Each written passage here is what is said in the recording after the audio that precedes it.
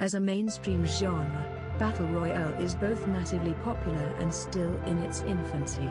2018 was a big year for the last man standing multiplayer format, as established blockbusters like Fortnite and PUBG continued to tweak their formulas, and newcomers like Black Ops 4's Blackout and Tencent's free-to-play Ring of Elysium claimed a piece of the action. There's no indication the genre will run out of momentum in 2019, either. The free-to-play Apex Legends exploded onto the scene in February, drawing 50 million players within its first month, and more Battle Royale games and game modes will spring up throughout the year, both from indie developers and big studios. Here's what the genre looks like in 2019.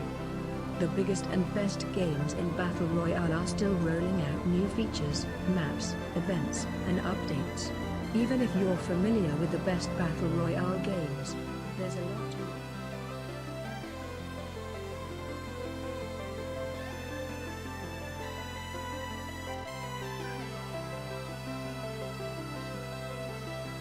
Featuring solo matches or teams of 3, PlanetSide Arena is a 150-player class-based Battle Royale, and will sport other match-based multiplayer modes, arriving this January. The sci-fi FPS from the makers of the PlanetSide series will have a streamlined looting system. You'll find higher-tier weapons with attachments already in place, rather than having to cobble them together, and personal transports in addition to vehicles that will seat an entire team. Earned XP will let players unlock new weapon blueprints, and currency collected during the match will allow them to buy those new weapons and put them to use.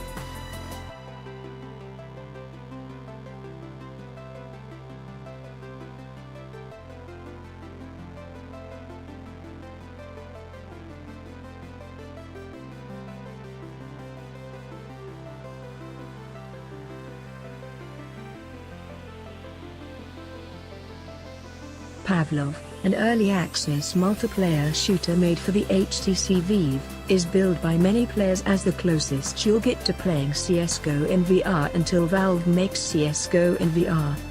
The developer recently added Rift support and revealed plans to add a Battle Royale mode sometime this year.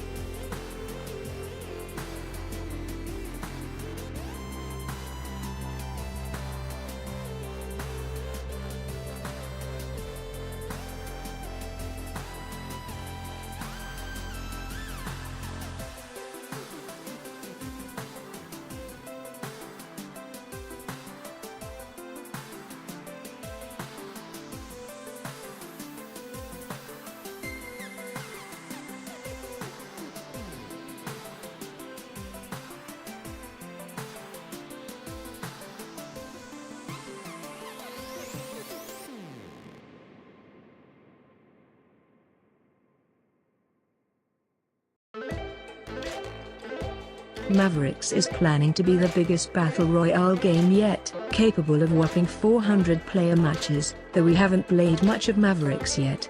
At GTC last year, I tried a demo with only a few players in the match but was impressed by the fact that you could track players by following the muddy footprints they left behind.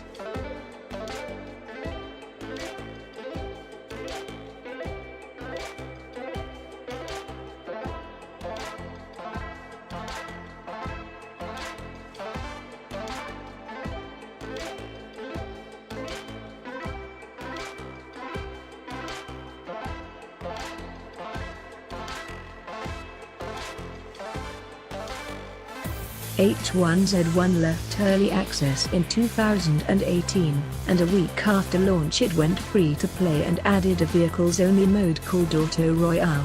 While the long-running Battle Royale's player count fell quite a bit in 2018, updates and new features continue to be rolled out. It recently rebranded, again, to Z1BR.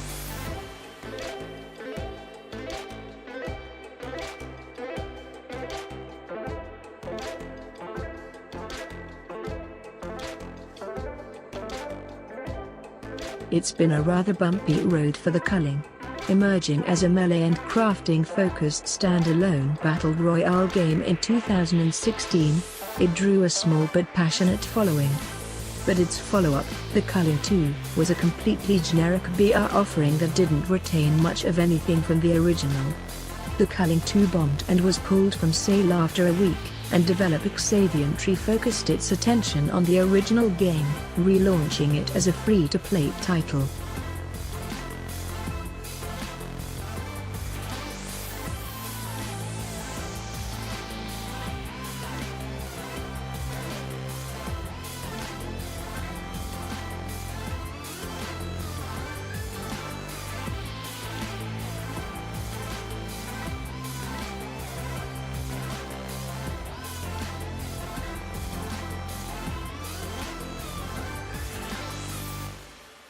While a lot of BR games and modes are being made in response to PUBG's massive success, some were in the works before Battlegrounds was even announced. Islands of Nyne, a first-person-only battle royale game, was crowd-funded on Kickstarter prior to PUBG's arrival. After a rocky stint in early access, it's now free to play, but will no longer be developed.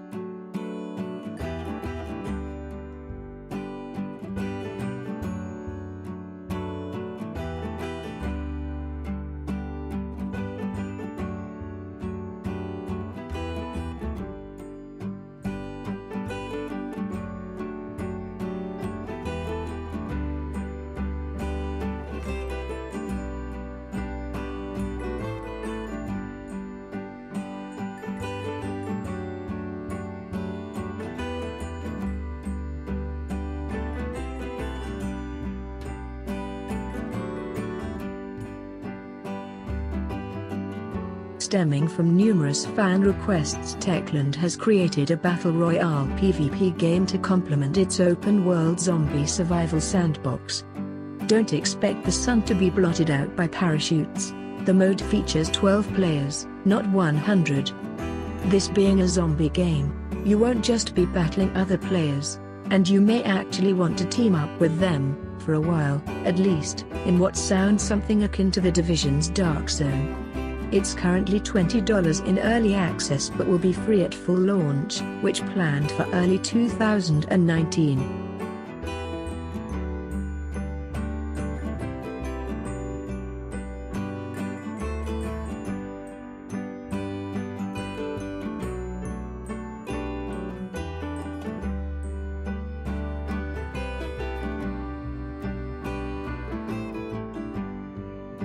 Vostok Games, makers of Severium, plunged into Battle Royale with Fear the Wolves, in early access now with a full release planned for this year. The former Stalker devs bring plenty of that grim and deadly Stalker style with them, as the arena is set in Chernobyl and the dangers go far beyond the other 99 players. Radiation, dangerous anomalies, and mutated animals pose threats as players make their way to the extreme.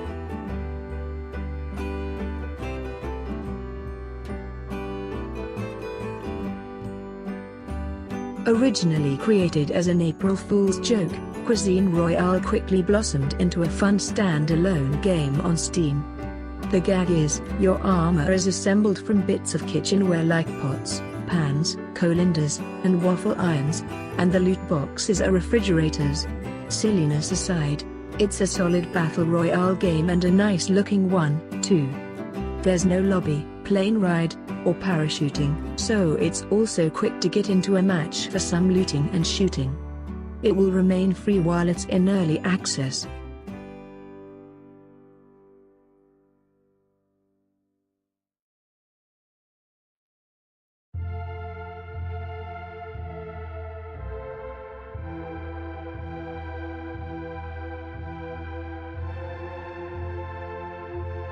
Set in an alternate universe combing the Victorian era, Lovecraft's mythology, and Restrowave, Egress looks a bit like Dark Souls Battle Royale. Rather than a closing circle forcing players into proximity, the city is flooding and the waters are rising, meaning players will have to climb and clamber to safety. Egress will feature different player classes with different abilities and both solo and team modes.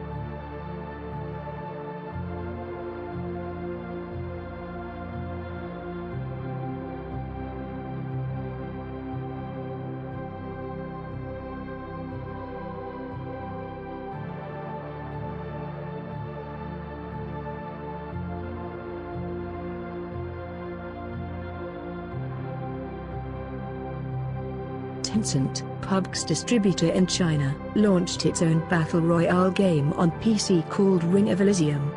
With real-time dynamic weather, plus snowboarding and snowmobiling, Tencent has put a few new interesting spins on PUBG's formula. 4 players can escape the freezing storm via a rescue chopper, but we discovered that even when there are only 4 players left, they'll still try to kill each other out of habit. It's free, and it's fun, and after the addition of a survival mode, we're eager to see what else might be added in 2019.